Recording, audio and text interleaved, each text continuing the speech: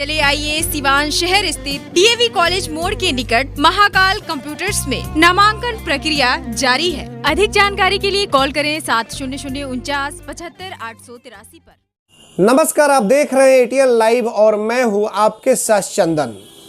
हम आप तक तमाम वो छोटी बड़ी खबरें बिहार की हो या फिर सारण की, सभी प्रकार की खबरें हम आप तक पहुंचाएंगे, लेकिन हम आपसे गुजारिश करेंगे कि उसके पहले आप YouTube पर जाएं और atnlive.in को सब्सक्राइब करें ताकि तमाम छोटी बड़ी जो भी खबरें हो वो आप देख सकें और हमें और भी सुझाव दे सकें, ताकि जो भी चाहे किसी तरह की कोई खबर हो वो हम आप तक पहुंचाने का काम करते रहें। आज अरसे बाद बिहार सरकार के निर्देश पर निजी स्कूल हो या प्राइवेट स्कूल, उसे खोलने की मंजूरी दी गई थी, जिसको लेकर के तमाम विद्यालय आज खोले गए थे। और जैसे कि सरकार का जो निर्देश आया था कि 8वीं क्लास के ऊपर यानी कि 9वीं क्लास से विद्यालय को खोलने की मंजूरी दी गई थी।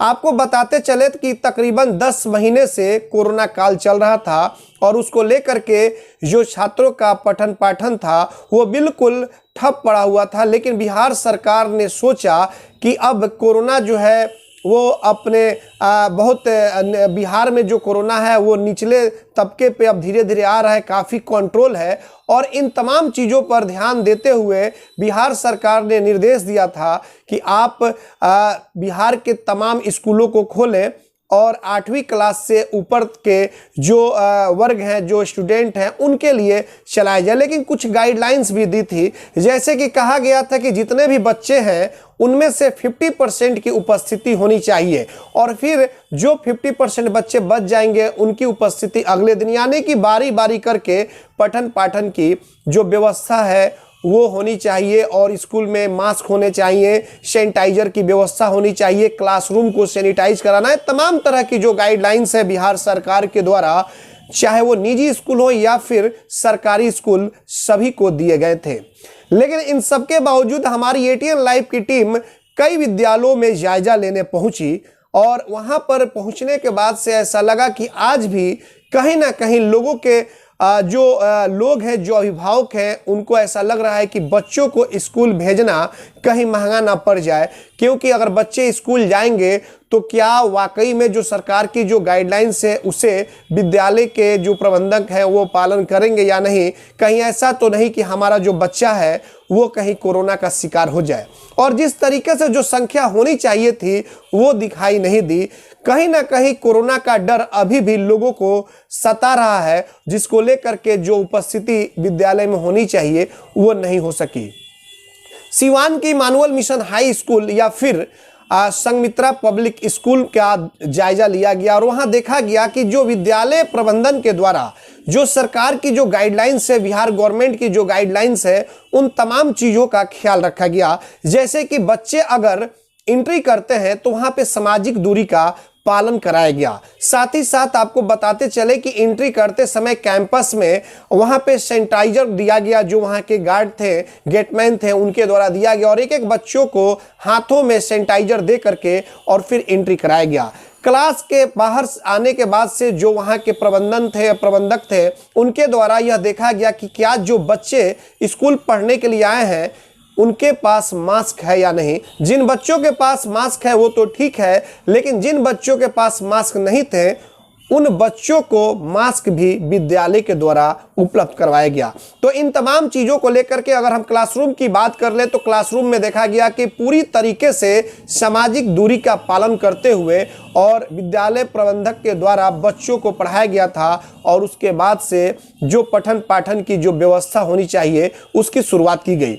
लेकिन आपको बताते चले कि भले ही बिहार सरकार ने गाइडलाइंस जारी कर दिया विद्यालय को खोलने के लिए, लेकिन फिर भी विद्यालय में बच्चे जाने से कतरा रहे हैं, क्योंकि आज भी उन्हें यह डर सता रहा है कि कोरोना के कहीं शिकार न हो जाए। उनके अभिभावक आज भी कतरा रहे हैं कि कहीं हमारा बच्चा जा रहा है तो किस तरह की व्यवस्था होगी, क्या उसमें सैनिटाइजर की व्यवस्था होगी या नहीं होगी, या फिर सामाजिक दूरी का पालन होगा या नहीं होगा।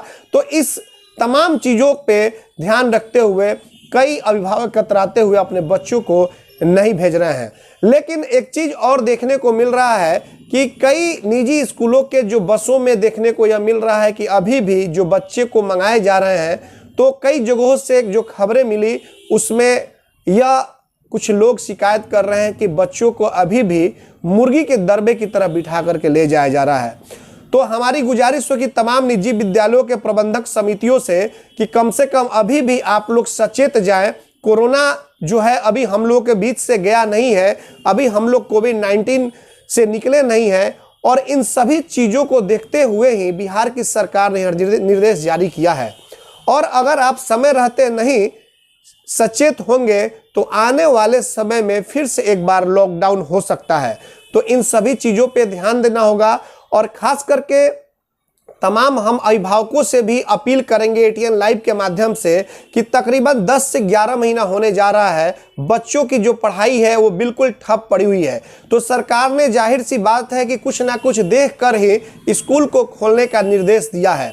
और मुख्य सचिव ने यहाँ तक कहा था, जो दीपक कुमार है, कि जब ये क्लास शुरू हो जाएंगे उसके बाद से 1 क्लास से लेकर के यानी कि प्रथम से लेकर के और 8वीं तक के भी छात्रों के बारे में सोचा जाएगा, यानी कि उनके बारे में सोची जाएगी। अगर ये वाकई में सक्सेसफुल हुआ, जो 9वीं क्लास से ऊपर तक के जो बच्चे पढ़ने के लिए जा रहे हैं, अगर कहीं भी कोरोना की शिकायत नहीं मिली और विद्यालयों के द्वारा जो भी गाइडलाइंस हैं उनको माना गया और उनके मानक के तहत पढ़ाने की व्यवस्था की गई, तो फिर हो सकता है कि मुख्य सचिव या फिर बिहार सरकार के द्वारा यह फैसला लिया जाए कि वर्ग 1 से लेकर के 8 तक के बच्चों की भी पठन पाठन की जो सुविधा है वो भी शुरू कराई जाए।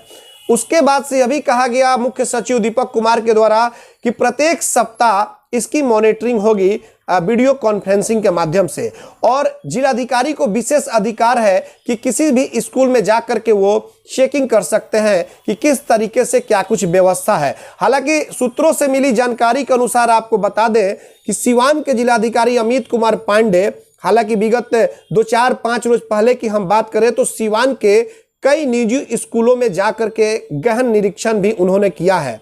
लेकिन अब देखना यह होगा कि सिवान की जो प्रशासन है वो इस तरह की गाइडलाइंस को पालन कराने के लिए जिस तरीके से जो निर्देश जारी की है वो क्या वाकई में सभी विद्यालय जो हैं, निजी हो चाहे सरकारी हो, वो पालन कर रहे हैं या नहीं। यह तो हम लगातार दौरा भी करेंगे, और आज भी हम कई स्कूलों का दौरा किए तो आज देखने को मिला कि पूरी तरीके से बिहार सरकार की जो गाइडलाइंस है उस गाइडलाइंस के तहत ही बच्चों को एंट्री कराई जा रही है और फिर उनकी पठन पाठन की जो व्यवस्था है वो कराई जा रही है। तो कहीं ना कहीं इस पर ख्याल रखना होगा, चाहे निजी विद्यालय हो या फिर सरकारी विद्यालय, तब जाकर के इस कोरोना जैसी महामारी से हम और आप बच सकते हैं। तो इस तरह की तमाम खबरों से अपडेट रहने के लिए आप YouTube पर जाएं, और एक बार हम फिर से आपसे गुजारिश करेंगे, हम आग्रह करेंगे कि YouTube पर जाकर के atnlive.in को सब्सक्राइब करें, ताकि तमाम हम बिहार और उसके आसपास की जो छोटी बड़ी खबरें हैं वो हम आप तक पहुंचाने का काम करते रहें। धन्यवाद। क्या आपके समय से पहले बाल झड़ रहे हैं? तो शादी विवाह में भी हो रही होगी परेशानी, लेकिन अब आप चिंता छोड़िए, क्योंकि अब आपके शहर सिवान में ही बाल लगाने वाले आ गए। हेयर फिक्सिंग नियाज, जहां सिर्फ 2 घंटे में वीक द्वारा बाल लगवाया जाता है। याद रहे, hair fixing Niyaz, 2nd floor, Vishwakarma market, Chhapra road, Dubey ji petrol pump के सामने, सिवान। झड़े हुए बालों पर वीक द्वारा हेयर फिक्सिंग नियाज लगाएंगे बाल, जिससे आप दिखने लगेंगे स्मार्ट। कॉल करें 9917866636 और 8789216171 पर। आभूषण की दुनिया में एक विश्वसनीय नाम, न्यू भारतीय अलंकार ज्वेलर्स, हॉलमार्क जेवर के विक्रेता, सुनार टोली चौक, शांति वट वृक्ष के ठीक सामने, सिवान। हमारे यहाँ आकर्षक एवं शुद्ध हॉलमार्क जेवरों की उचित मूल्य पर खरीदारी करें। व्यवहार व विश्वास हमारी पहचान। न्यू भारतीय अलंकार ज्वेलर्स, सुनार टोली चौक, शांति वट वृक्ष के सामने, सिवान। Mobile number 9631402553। खुल गया आपके शहर सिवान में Devansh restaurant and mutton house, नए तेवर नए फ्लेवर के साथ, जहां मिलेगी स्वादिष्ट मटन हांडी, चिकन देहाती, चिकन लॉलीपॉप। साथ ही आप करे शादी, देवांश कैटरिंग देगा समुचित व्यवस्था। तो आज ही मटन हांडी का मजा लें। Devansh restaurant and mutton house, Lalan complex, Babuniya road, Siwan. Proprietor JP Babu. Mobile number 9113461326। दूसरा मोबाइल नंबर 9572711756।